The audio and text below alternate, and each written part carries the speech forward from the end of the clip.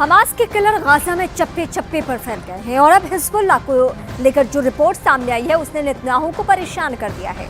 उत्तर Korea और Hezbollah के बीच पक्की दोस्ती देखकर नेतन्याहू के साथ बाइडेन को भी लग रहा है कि इस युद्ध में परमाणु बम की एंट्री हो सकती है।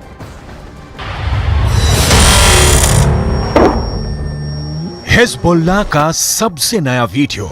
लेबनान इजराइल बॉर्डर पर एक पोस्ट के पास सफेद रंग का ट्रक जा रहा है, तभी होता है एंटी टैंक मिसाइल से हमला। इस हमले में ट्रक पूरी तरह जलने लगता है। उसमें क्या था ये कोई बताने को तैयार नहीं, लेकिन बाद में इजराइल की पोस्ट पर अचानक हरकत बढ़ जाती है। कुछ लोग भागते हुए नजर आते हैं। हिजबुल्लाह के इस पिन पॉइंट अटैक ने इजराइल में बहुत बेचैनी पैदा कर दी है। क्या हिजबुल्लाह उत्तरी इजराइल पर चढ़ाई करने वाला है? क्या हिजबुल्लाह सिर्फ इस बात का इंतजार कर रहा है कि गाजा में जैसे ही इजराइल की फौज फंसेगी वो उत्तरी बॉर्डर पर युद्ध शुरू कर देगा? हिजबुल्लाह के हमले का सही वक्त क्या हो सकता है, इसे लेकर नेतन्याहू से लेकर बाइडेन दोनों पसोपेश में हैं। हिजबुल्लाह ने लेबनान इजराइल बॉर्डर पर कई हमले करके साबित कर दिया है कि इजराइल की उत्तरी सीमा अब सुरक्षित नहीं बची है। अगर गाजा पर ग्राउंड ऑपरेशन शुरू होने के बाद हमास, हूथी और हिजबुल्लाह ने एक साथ इजराइल पर हमला किया तो इनको एक साथ रोकना इजराइल के लिए बहुत बड़ा चैलेंज बन जाएगा। और तब अमेरिका की मदद के बिना हालात ऐसे बन सकते हैं कि ये तीनों फोर्स इजराइल की सेना को रौंद कर आगे बढ़ जाए।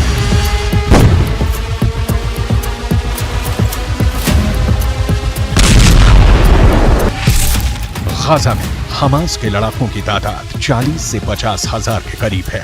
उत्तर की तरफ लेबनान में मिलिशिया हिजबुल्लाह की तादाद 1 लाख से ज्यादा है। इनके सामने इजराइल में एक्टिव और रिजर्व फोर्स मिलाकर 6 लाख से ज्यादा सैनिक हैं। ये आंकड़े बताते हैं कि इजराइल के पास 4 गुना ताकत है। القلق من إمكانية أن تذهب هذه الجبهة إلى تصعيد إضافي أو إلى حرب كاملة، أو القلق من أن تتدحرج هذه الجبهة إلى حرب واسعة، وهذا احتمال واقعي ويمكن أن يحصل، وعلى العدو أن يحسب له كل حساب।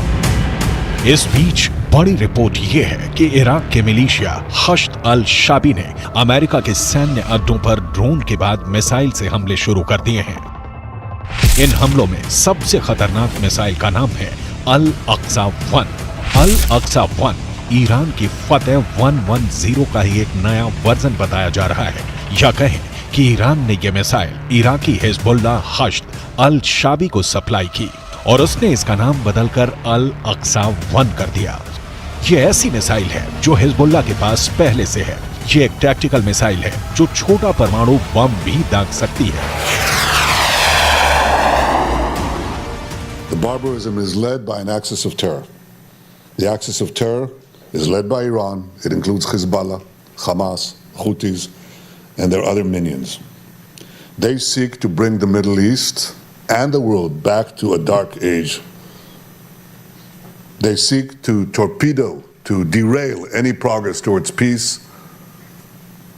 and the progress and the promise that we had in our budding peace treaties with our Arab neighbors. इसीलिए इस बैलिस्टिक मिसाइल को लेकर अब सबसे बड़ा सवाल पूछा जा रहा है कि क्या हिजबुल्लाह के पास टैक्टिकल हमले के लिए परमाणु बम भी हो सकता है? ऐसा परमाणु बम जिससे कम दायरे में बड़ी तबाही मचाई जा सके। क्या हिजबुल्लाह के चीफ हसन नसरल्लाह ने यह परमाणु सीक्रेट अभी तक छुपा कर रखा हुआ है? 2006 में अमेरिकी कांग्रेस को दी गई एक रिपोर्ट में कहा गया था कि लेबनान की मिलिशिया हिजबुल्लाह के उत्तर कोरिया से गहरे संबंध हैं। उत्तर कोरिया हिजबुल्लाह को हथियार भी देता रहा है। इसमें रॉकेट और मिसाइल से लेकर बम और गोले भी हैं। उत्तर कोरिया के लीडर किम जोंग उन को हिजबुल्लाह का बहुत बड़ा फैन कहा जाता है। उत्तर कोरिया ने फिलिस्तीन का भी हमेशा समर्थन किया है और अब दक्षिण कोरिया से ऐसी रिपोर्ट आ रही है कि जो रॉकेट हमास और हिजबुल्लाह इस्तेमाल कर रहे हैं उन पर मेड इन उत्तर कोरिया वाली छाप लगी हुई है। इनका लॉन्चिंग सिस्टम 2014 में ही उत्तर कोरिया से सप्लाई किया गया था। ऐसे रॉकेट हमास को भी मिले, हिजबुल्लाह को भी दिए गए। इसमें 122 मिलीमीटर का कात्यूशा रॉकेट भी है, जिससे हिजबुल्लाह ने उत्तरी इजराइल पर हमले तेज किए हैं। सवाल है, हिजबुल्लाह और किम जोंग उन का याराना डेंजर मार्क के ऊपर जा चुका है, और क्या इसमें कोई परमाणु सीक्रेट भी छुपा हुआ है?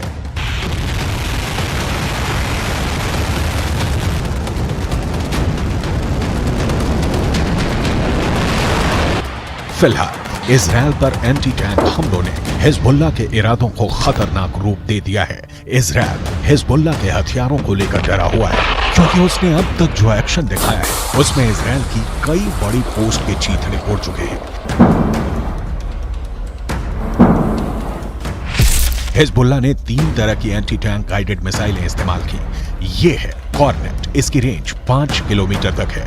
ये रूस की मिसाइल है, लेकिन अब ईरान इसका देसी वर्जन देहलाविया तैयार कर चुका है, और ऐसी बहुत सी मिसाइल अब हिजबुल्लाह के पास हैं। दूसरी है BGM-71 टो anti tank guided missile, range है 3.5 किलोमीटर। ये अमेरिका में बनी मिसाइल है, लेकिन अब इसकी नकल ईरान तैयार कर रहा है और उसने हिजबुल्लाह को सप्लाई की है। तीसरी है 85 कॉन्कोर्स, रेंज 4 किलोमीटर।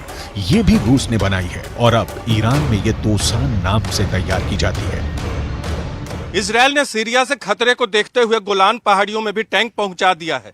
ये हिस्सा पहले सीरिया का हिस्सा था, लेकिन 1967 के युद्ध में सीरिया से इजराइल ने इस हिस्से को अपने कब्जे में ले लिया।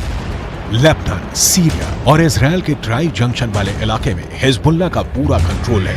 इजराइल पर वार करने के लिए उसको जो मिसाइल मिली है वो उसे ईरान से सप्लाई की जाती रही है, और ऐसी मिसाइलों का हिजबुल्लाह के पास बहुत बड़ा जखीरा है। तीनों मिसाइल बहुत ही घातक है, लेकिन अब एक बड़ी मिसाइल का नाम सामने आ रहा है, वो है फतह 110। इस मिसाइल से नेतन्याहू को डर लग रहा है, तो उसकी बहुत बड़ी वजह है। ईरान की ये मिसाइल 300 किलोमीटर तक हमला कर सकती है, और ये अपने टारगेट के 3 मीटर के दायरे में गिरती है। एक बैलिस्टिक मिसाइल का इतना सटीक होना बहुत बड़ी बात है, और यही बात इजराइल को परेशान कर रही है। फतह 110 की 2 और खास बातें हैं, जिसकी वजह से इसे रोकने में इजराइल को बहुत मुश्किल आ सकती है।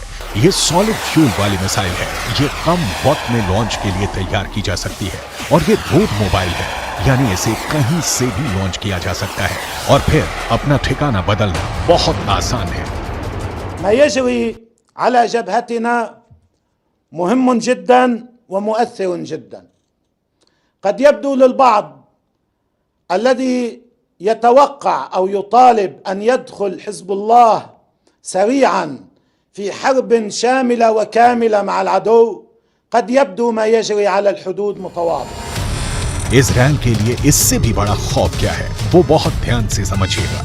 बाइडन से लेकर नेतन्याहू को भी पता है कि फतह 110 मिसाइल को रोकना बहुत मुश्किल है, क्योंकि अमेरिका भी इस मिसाइल को रोकने में पूरी तरह फेल रहा है।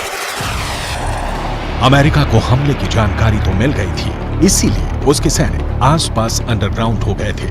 तब ईरान ने फतह मिसाइल का ही एक पुराना वर्जन इस्तेमाल किया था, और अमेरिका के एयर डिफेंस सिस्टम इस मिसाइल को रोकने में नाकाम रहे थे। ईरान ने ऐसी करीब 20 मिसाइलें दागी थी। ये जहां गिरी वहां ऐसे ऐसे गड्ढे बने, और 100 से ज्यादा अमेरिकी सैनिकों को धमाकों से गहरा सदमा पहुंचा था। देखा जाए तो इस वक्त पूरे पश्चिम एशिया में युद्ध की चिंगारी पहुंच चुकी है। इजराइल से लेकर गाजा तक, गाजा से निकली आग लेबनान तक पहुंच चुकी है। चिंगारी सीरिया और ईरान में भी नजर आ रही है, और अब उत्तर कोरिया से मिले हथियार बड़ा खतरा बनते दिखाई दे रहे हैं। If they go strong, if they're not defeated, they will derail this process. They will imperil the entire Middle East. If the Middle East falls to the axis of terror, Europe will be next, and no one will be safe.